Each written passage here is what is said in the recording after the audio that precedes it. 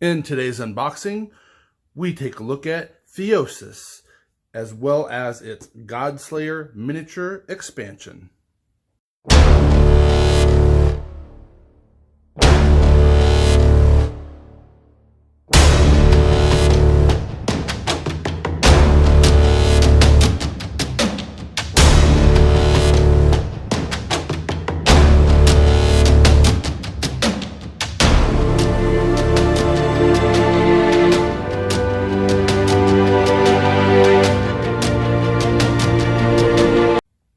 Today we are unboxing Theosis. It is a game for 1 to 6 players with an average runtime of 90 to 120 minutes with an age recommendation of 14 plus. Let's go ahead and flip the box. Take a look here. We have a good little bit of lore that you know what you have coming for you. The game designers, which is also on the front. I like that. It's nice to see, give credit where credit is due. You're showing your designers, your art, your sculptors, all of that right there on the cover. It gives a little content of everything to be expected within the box. Lets you know that this is a Monsters and Arena co-op and solo mode. Again, going for that 1 to plus player. And then, of course, a layout of what to expect a tabletop board setting might look like. Something that I found kind of interesting is just looking here at this image of everything to be expected within the game. I'm only seeing 2 die here. And that's telling me that this game probably is not going to rely a whole bunch on rolls and randomness. That'll be very interesting to see how it all plays out. Let's go ahead and take a look inside. Words of lore. There was turmoil in the heavens, for some reason unknown to mortals. At some point, even gods must die. After one such death, there was an open seat at the table of creation. A god was needed. The demigods that wanted to compete for the seat must select mortal heroes and summons them to Hierapolis.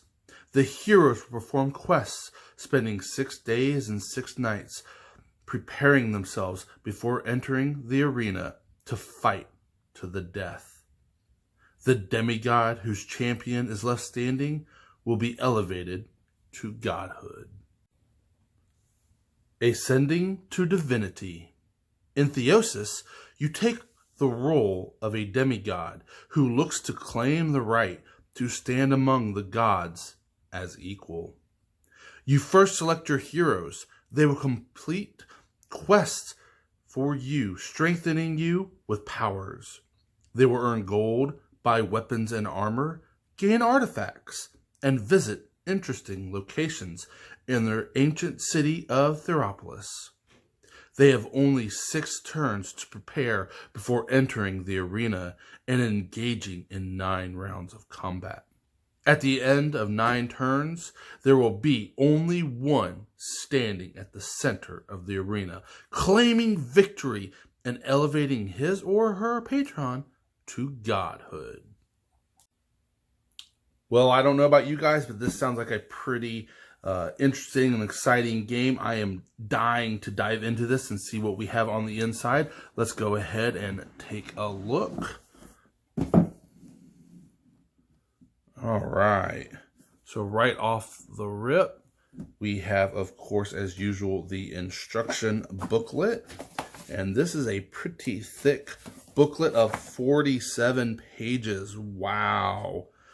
But it looks like the back, rituals, maybe this is lore or something. Oh, interesting. Because normally one of the very first things I do is I go to the back and look for like an index or a glossary of powers that can tell you where all in the instruction booklet all of those kind of things show up. In here, it looks like instead they just have an appendix of skills to break down each one, though it would be nice to have a corresponding page for wherever this was in the book, assuming that's how it is laid out. Let's go ahead and go back to the front. And From the beginning, we have a nice visual detail of all of the components, and I've even skipped a page. The words of lore, and these look like the exact same that was written on the back. The table of contents, and then once again we get to the components, and it is very nice to not only have these labeled out with their counts, but also have a visual representation of what they look like. It really does make it easier to find these in here, to see what you're looking for. And the setup, I like the print here. To me, this is a nice size print.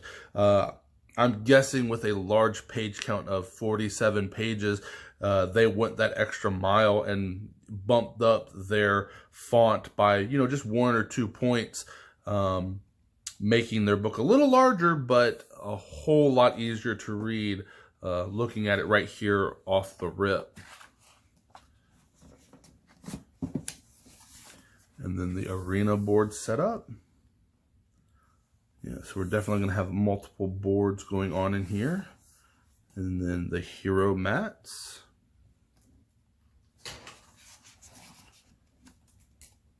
Powers and items, going over that.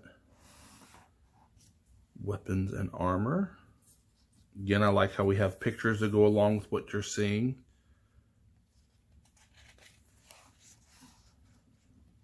Thus far, without really diving into this rule book, I am liking what I'm seeing. It looks like it will be a fairly easy rule book to digest and go through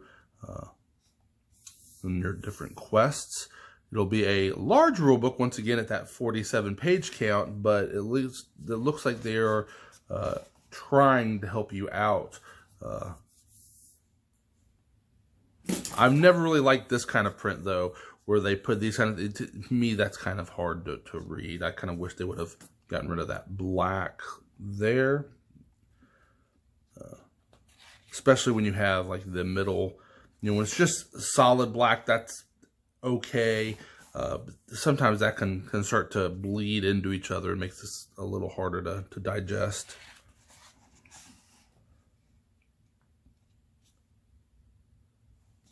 Combat ranges, interesting. So I'm guessing different spells or something will have different kind of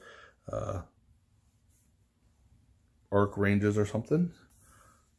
Guessing these are probably going to be tokens in here. Attacks and defense. And then the different phases.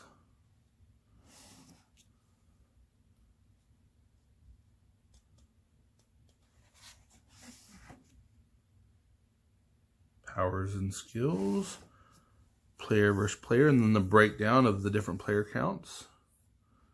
Very cool.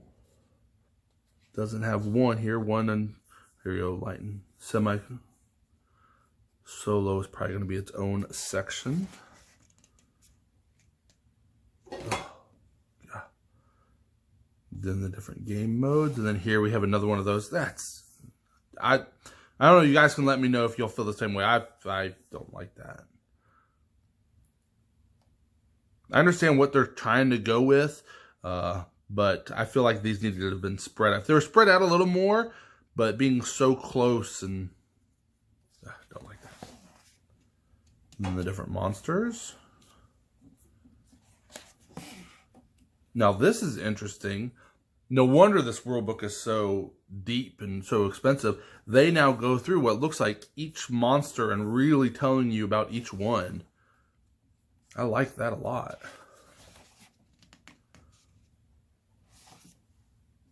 This almost has a video game feel to it, where where you will have those either in the book, or where you can have the digital books on that you might find, where you can look up the villains or the monsters or enemies or whatever.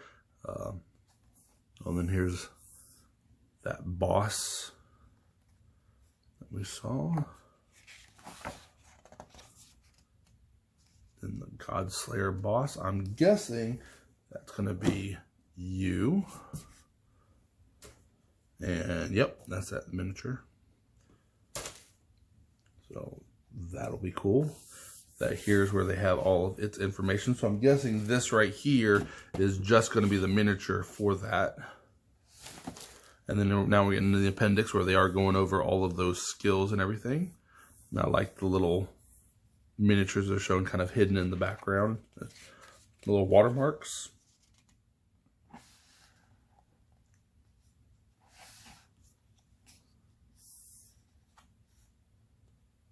Because it is, by the looks of it, yeah, it's for each. Here we have the Necromancer. So it's the skills and everything for each individual type of hero, I'm guessing, that you'd be able to play as.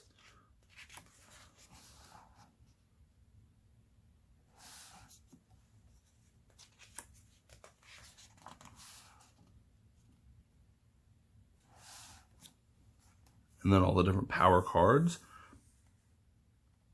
Which that is nice that here they've broken down all the little power cards and giving you a little more information showing you each one.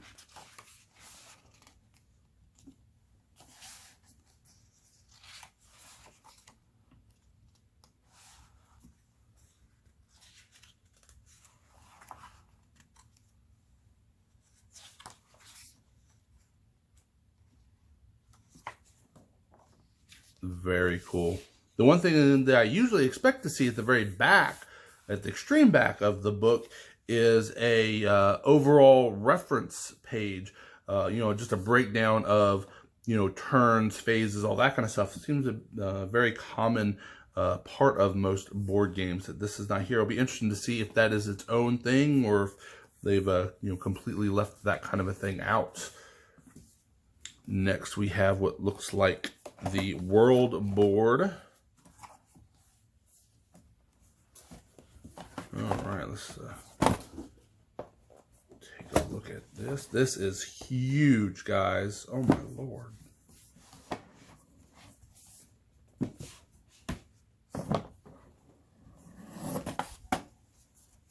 And it was confusing me there for a minute because it's got the full split down the center. Wow, that is an absolutely huge board. Of course, here at the end of the video, I will do a big zoom out because there's no way I can get this all on camera here. Try to show you it the best I can.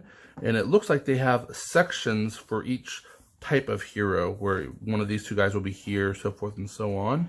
And I like how each little section, because we saw within that lord, you have the 6 turns to get everything that you need before going into the arena. So I'm guessing this will be what you play on during those initial 6 turns, and then the arena will be what you play thereafter. Now I like how everything seems to have a mark, its own place on the board, though I'd be willing to bet that that does kind of cause this to have a much larger board footprint than it probably actually needs. But I do like it. It looks very cool. I like the graphics, the art on here. Very cool. Like I said, with everything having their own individual thing, I can't imagine you're using every single character every single time, but maybe you have to. Maybe that's how you have to, you know, to build people up or build things up or whatever to fight in the arena. So maybe you do have to have them all out here. Or maybe you're only doing 4 at a time. I don't know. Or 6, that is. 6 at a time. Very interesting. And now we have our character cards. So there's a bunch of those. And alright, so the very first thing that I'm noticing that I am liking, let's see if we can show this, is you can see these are basically double thick boards with indents. So the pieces you put in here will kind of stay where they're at. They won't, you know, during jostling, they won't really fall out. They'll stay where they're supposed to be. I like that a whole lot. It is double-sided for some reason. Haven't quite figured that out. It looks like maybe it's just double-sided to put this stuff on either side for maybe for how you have your thing set up. I'm not seeing much of a difference. Attack +1 hero. No, they are different. Yeah, look. See, they have different. So it looks like she has different cards that you can pick or different stats maybe. That also is very, very cool. If that's how it's working. I don't know if maybe it's an upgraded side. Maybe we have a base side and an upgraded side. Or two different variants of the same person. I don't know. But either way, I like that because it potentially gives tons of replayability, especially if there are just the two different variants for each one.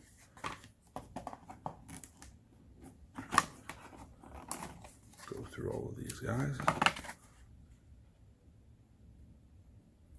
And he has 3 slots. So even that is different, because if you notice here with our first one that we looked at, only had 2 slots.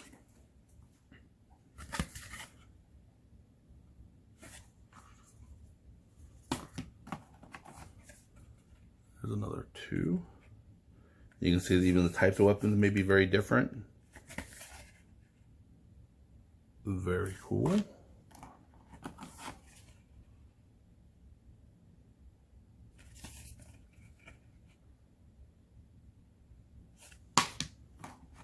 And then a werewolf-like guy. That guy is wicked. Again, he's another 3-slot character.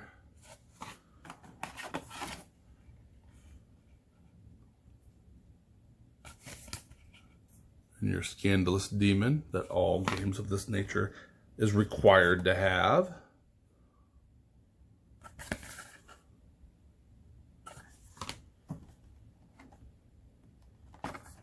And then looks like an elf girl, some type maybe, or a forest.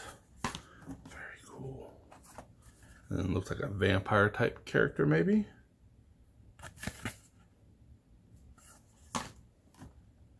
And then our dwarf character.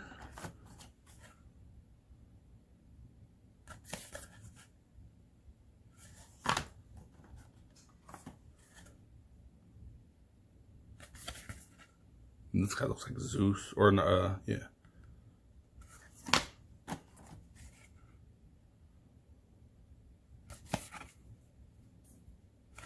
Very cool.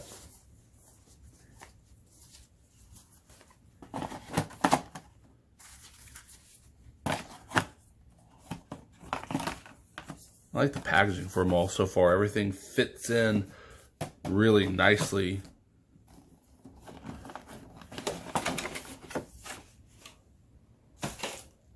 And then next we have the arena board. So while you have these 2 large boards, I'm guessing the game's footprint really won't be that bad, because I'm guessing you probably only have one out or the other. You won't have both of these out at the same time. Of course, at the end of the video, I will also show a zoomed out of this guy in its entirety.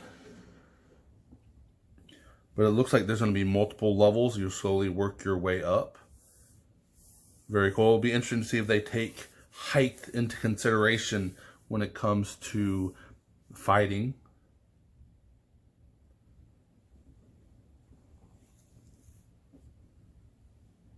The other thing will be interesting is, with this being hex based, it'll be interesting to see what the bases look like for all of these. Because I like hex. I like the hex style when it comes to, how your guys are out on the board and how they maneuver around.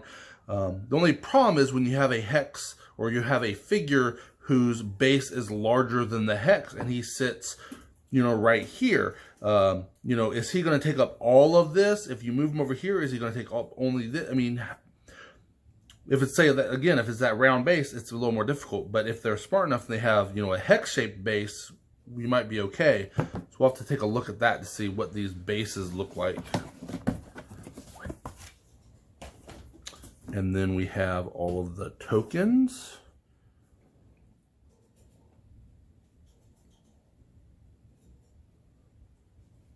So it looks like here we have some turn type tokens, some status tokens, and then the tokens for all of our characters. So remember on that main board there was that round spot.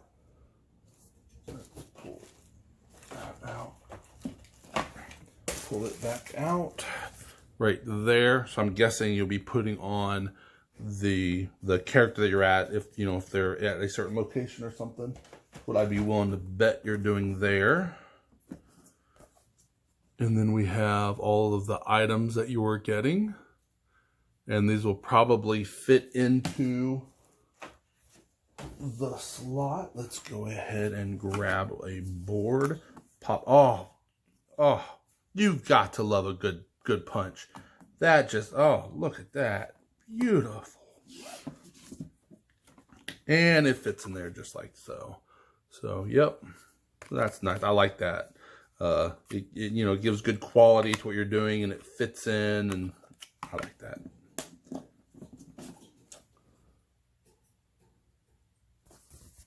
And then the backs are just an unknown back, probably because these are probably going to be face down. Maybe you have to jumble them up, possibly even put them into a bag or something and draw them randomly.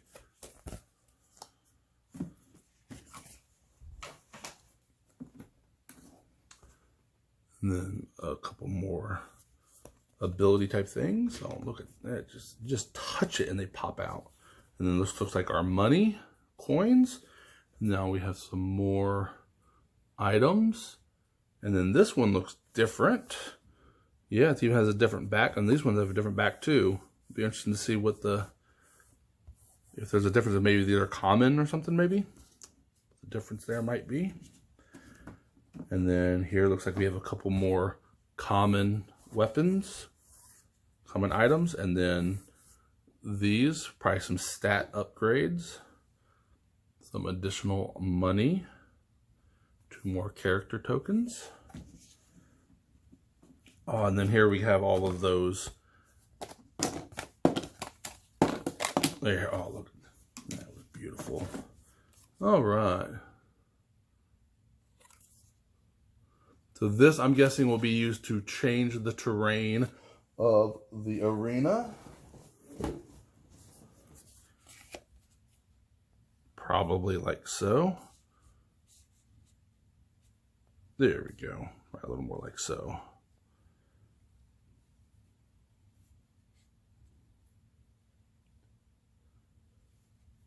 The sizing of it looks a little honky. It looks like it might be a little smaller than, because like maybe it's not taking as much consideration into, because there's a good bit of gap between these spaces. So it might not be taking as much consideration there as it might supposed to be. But that fits pretty good. That's what I'm guessing that piece is gonna be. All right, and the next.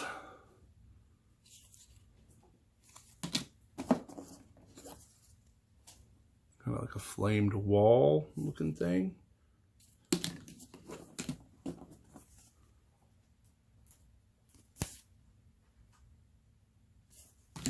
And then our next.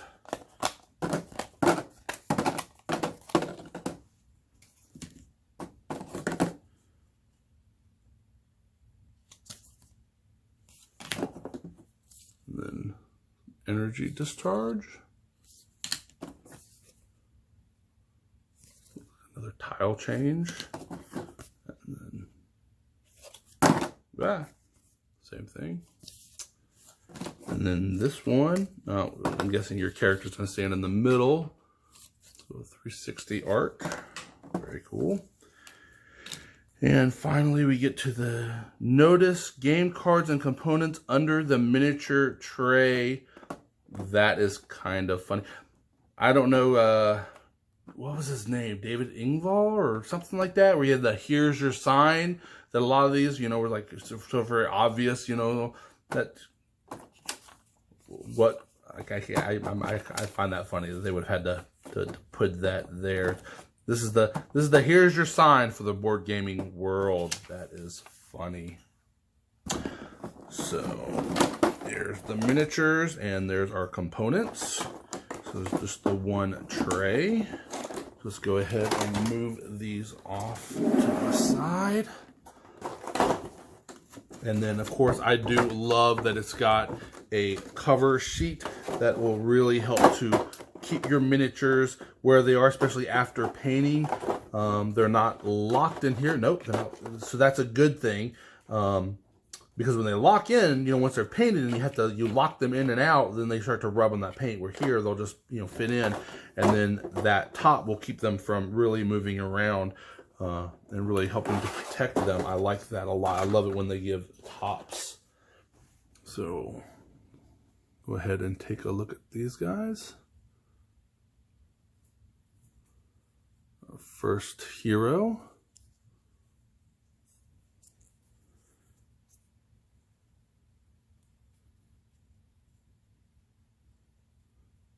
Very cool. Not much face detail on her.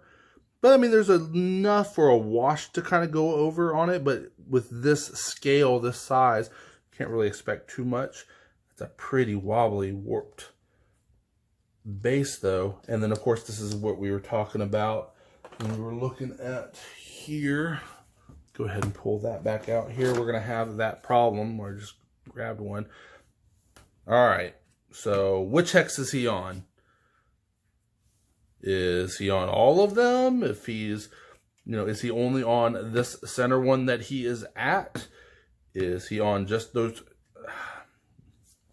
I wish they would have had these hex-shaped boards. Like I said, I really like, because I like the arc that hexed style boards give you.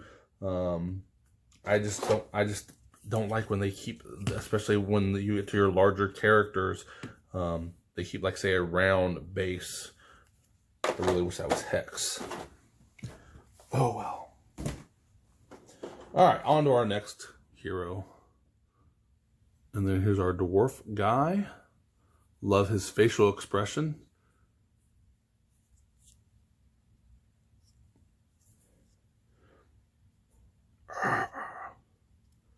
He has a pretty good face. Good bit of chest detail there. Yep, and that is a nipple, not a defect. Very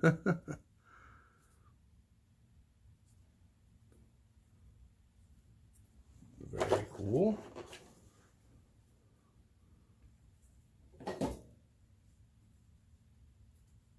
This, I believe, is that wood. Oh, no, she has horns. Maybe it's not the wood imp. Here, even the heroes, I mean, I know they talk about how, your presence is a demigod, that you have these heroes fighting on your behalf, but even the heroes look demigodish. I mean, you have vampires and werewolves and sorcerers, and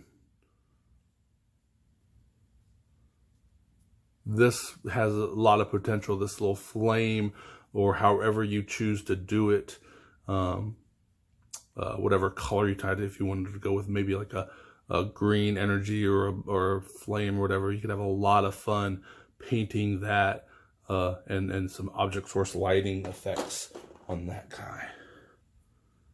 Then your necromancer.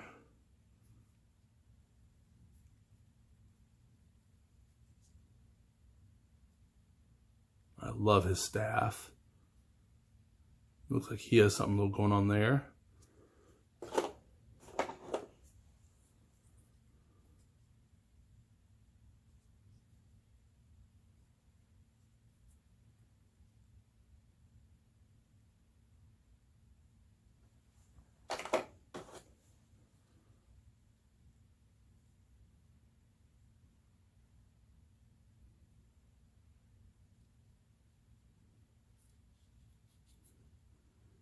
That's very simple but nice. I like his little pelt coat there.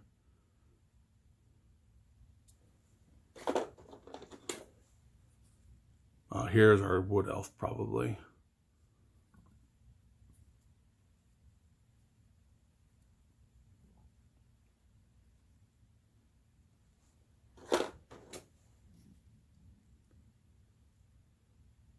Then our warrior character.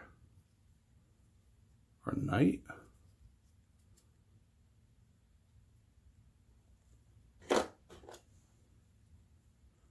And a samurai.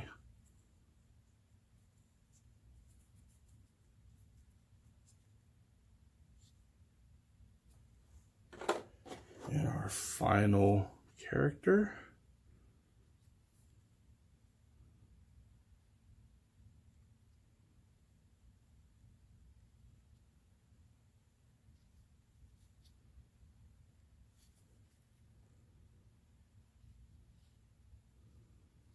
I love the skull on her knee right there. That's really cool looking. Nice armor.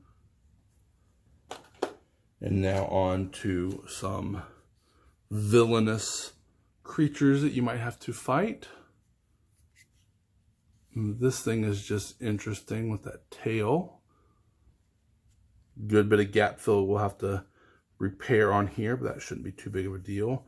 Not, I mean, the tongue is clearly you know, an added on part, but being that it is a tongue, it's, you know, you won't have to do any work. There will be a little bit of work here to correct that shoulder. A little bit of gap fill there. But for the most part, he's looking pretty good. His back leg is off the ground. I'm guessing he was supposed to be down.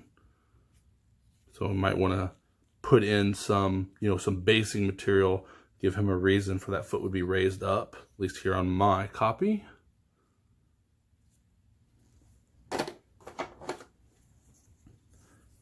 And then, oh, some evil looking thing.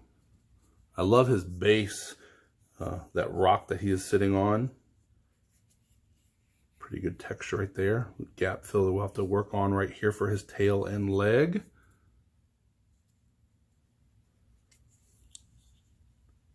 Oh, yeah, that's terrible. Oh, God.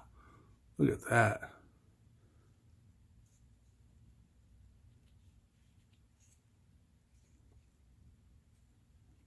There. This almost looks more like an arrow. I know it's not. It's how it's designed. I don't like the way that they have his ears kind of pushed back there. Not much inner mouth detail. Let's see if we can.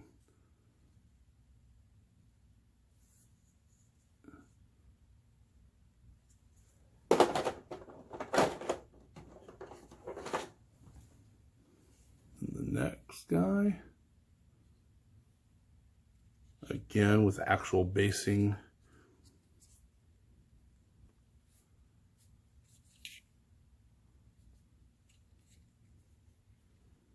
He's got a good bit. He might be fun to paint. Give him different scales, maybe looking. Nice horn here to work on.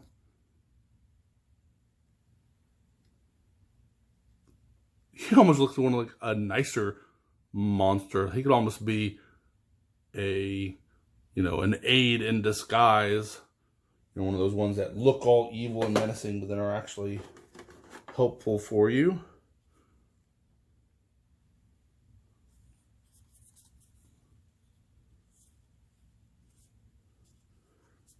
Then this just looks like, I'm getting a sea demon effect on this guy where these are all barnacles hanging off of him. I don't. Oh. And then a Cthulhu looking creature.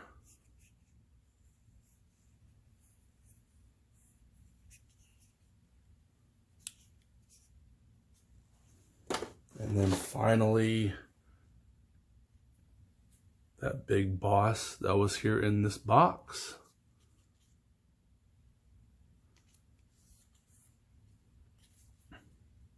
All these little extra arms.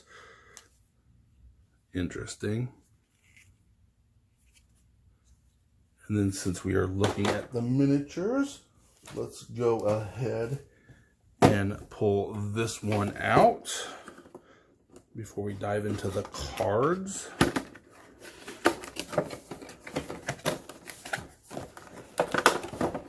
So, yep, all this is the miniature, because we saw in the book it did show all of the stats and everything. Oh, and we got some tape.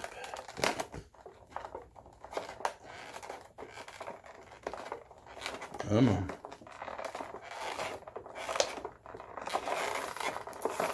Ah, got it. Excuse me. All right. And then here is the Godslayer Miniature.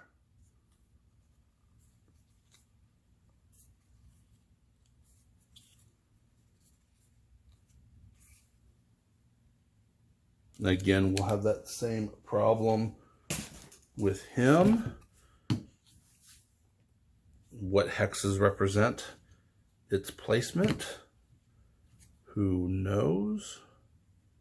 The wings look a little weird to me on this. I almost feel like the wings should be other way around. How, maybe not. Maybe it's just the way he's like spreading them out. And then it has a female character riding on him.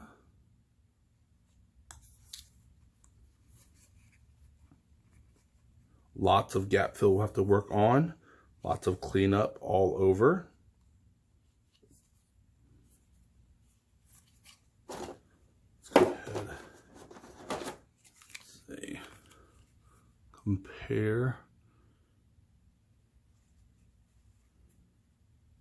I'm actually kind of surprised in how this one isn't. I was expecting this one to have been a lot larger than, say, some of the other ones.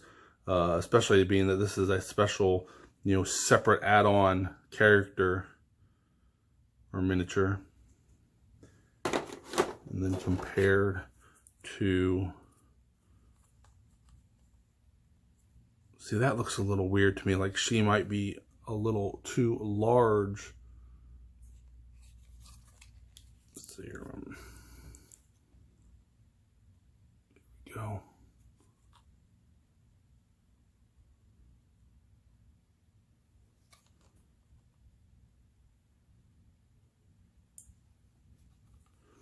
There is a slight bend here, but again, this is pretty easily fixed with that hot water technique, where you would get some hot water, dip that in there, bend it back to where you want to be, and then dip it into cold water to set it. So that's not too big of an issue. Back in the box. So now let's go ahead and take a look at the other components. And here we have the dice, and that is kind of interesting. Looks like they've made a change to their design at some point. Here we go, because if we look here, that looks very square, and that looks almost rectangular.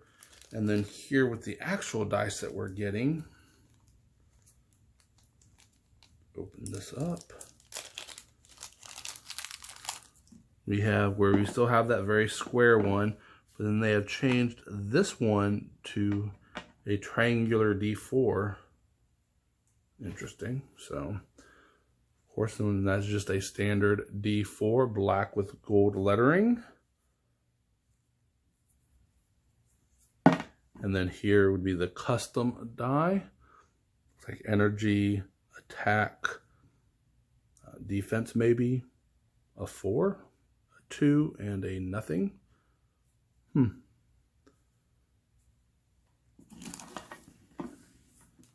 Like I said, it'd be interesting to see how everything there works out with only 2 dice for the game. All right. Next we have a piece of money for some reason, just a singular piece. I can't imagine how this would be useful. So we saw that there was tons of money chips, but here there's only 1 metal coin. I would think if this was to represent those, you'd have to have a lot more. I don't know. I don't know what this would be. Maybe the initiative token? I don't know. And then we some kind of bag. This is why is this so dirty though? Ugh. See, and I'm guessing here this was going to hold all of those items. So then you shut it up, shake it, and then randomly draw one. My only problem is if that is the way the system works, how it goes, is I would want to protect those pieces. And being that they are an odd square, they would be very hard to protect, you know, so they don't get damaged by being in here and jostled around and moved around. If they were, say, circular tokens, let's go here, let's go back. Here we go. See, if they were circular tokens like this, you'd be able to put them in a money token case. Whereas these, you know, I don't know of many token cases, or I don't know how I could protect these to try to keep them from getting damaged while being shook in this bag. Again, assuming that is how you play this. I don't know. I can't imagine what else this bag would be used for. But and then some glass or plastic beads of some type.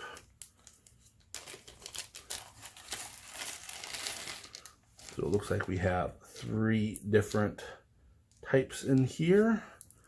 So we have a large yellow square, a smaller red square, and then this blue energy, which is more rock-like, I guess is the best way to describe that. And let's go back to one of our character boards. And so I'm guessing, nope, that's not going to be that. And if it is, they've messed up, because that definitely does not fit in there. So that fits in just fine, and that fits in there just fine. But being this, to me, this looks a little larger, so I was expecting maybe, but there's only 3 of them, so no, that can't be. It can't be what that is. I don't know why there would be, what, I don't know. They're interesting, because there's only, like I said, there's only 3 of these yellows. So, and then who knows where those are going to go, because we already know that the weapon pieces are probably what's going to fit in here. So then here, probably as you're leveling up, maybe slowly moving up the tray. Interesting. Don't know.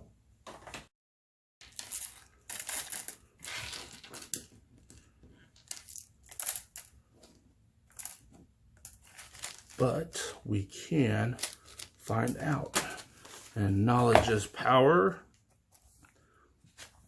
And they had a decent book. Oh, but they don't say what it is. I was hoping to see tokens written in here for these pieces that have a, you know, red, yellow, blue. Ah, let me down. So here we have see what that one piece was used for. Blessings and curses. The turn order. That's interesting that these are circular turn orders. Now that we've started to dive into the game and we've seen stuff, let's flip back and forth. Here we go. If we remember on our board, of course we're upside down now, we had this little section to show the turns. So I'm wondering if you're going to put these turn orders as you're going through them. But then if that was the case, why wouldn't you make these square? Why would you make these circular? I don't know.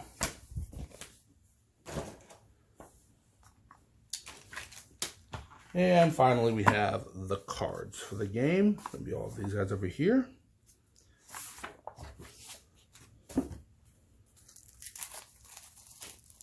Get into this.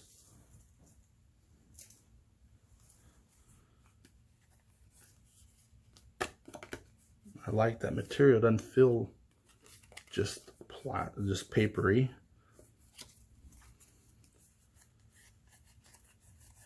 That, though, it does make it harder to just kind of flip through them.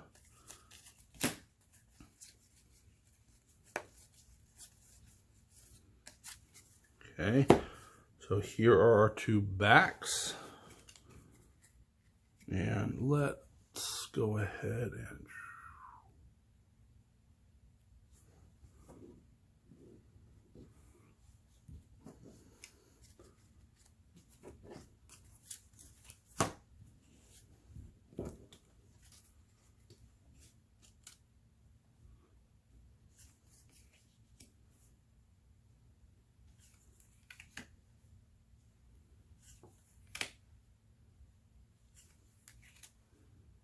I'm really liking this art though.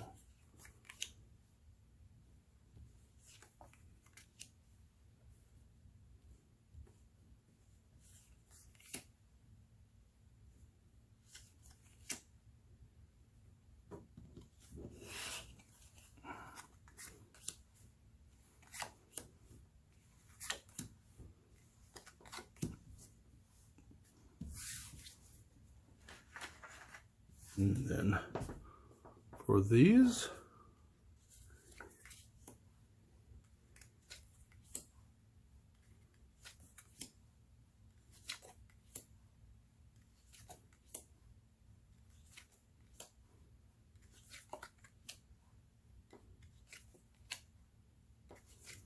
the one thing I'm kind of surprised is that all of these have the same back. And if you remember from the rulebook, they had the cards broken up into about 6 or 7 different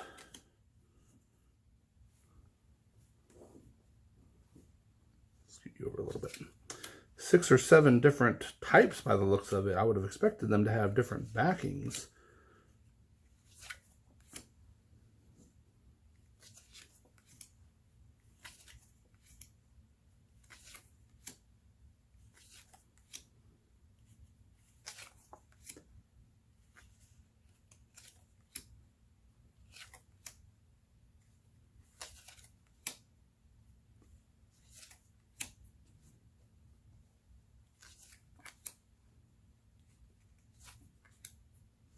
And let me know if you like this method of showing the cards a little better.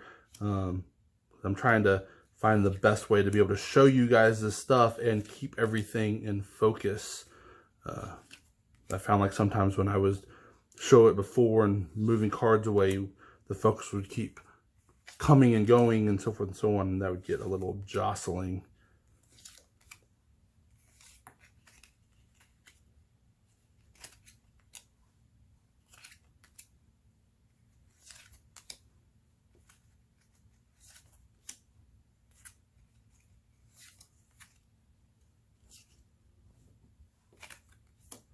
Well, that is Theosis. I hope this helped you to determine if this is the type of game you would be interested in. If by being able to see all of its different components, if it would be something you would be interested in or not.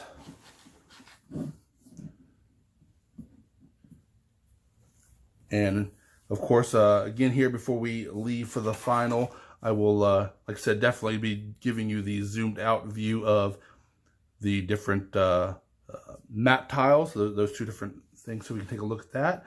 But again, I hope you enjoyed this, and I'll see you next time. Bye. And as promised, here we have the zoomed out version of the board, so you can see the entire thing, everything that it has going for it. Go ahead and take a closer look.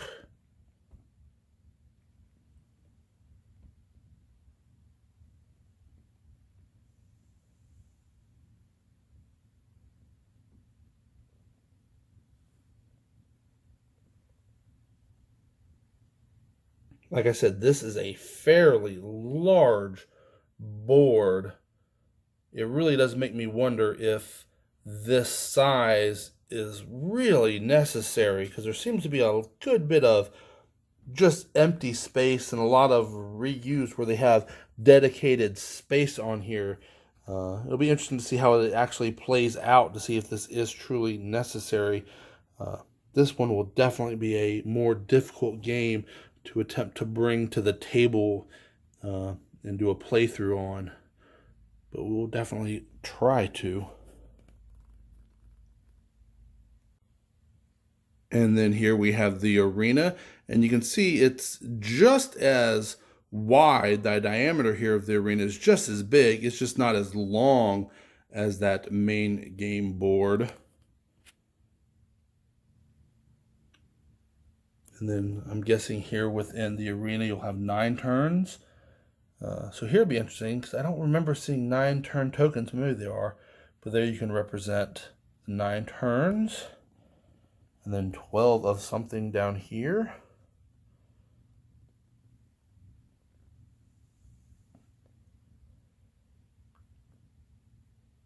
then probably your goal for ascension. Very interesting.